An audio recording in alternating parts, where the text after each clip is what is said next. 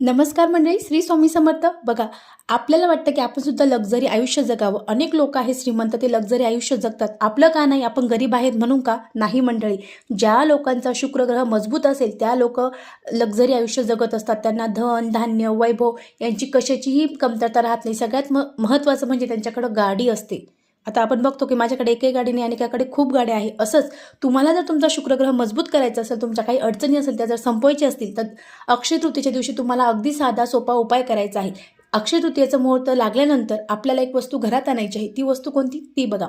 बघा मंडळी, आपण आधीच बघितलं की सर्वांना माहिती आहे, मार्गशीर्ष महिन्यात जे पोथी आहे त्या पोथीमध्ये बघा लिहिलेलं आहे, मीठ आपल्या जीवनामध्ये अत्यंत अत्यंत महत्त्वाचं आहे. आपण भाजी कशीही केली, त्या भाजीत जर आपण मीठ घातलं नाही तर त्या भाजीला चव येत नाही. असंच आपल्याला अक्षय तृतीयेच्या मुहूर्तावर आपल्याला खडे मीठ 10 रुपयाचं आणायचं आहे. त्याचं घरी आल्यानंतर विधिवत पूजन करायचं आहे आणि ते देवाजवळ बांधून ठेवायचं आहे. आपला शुक्रग्रह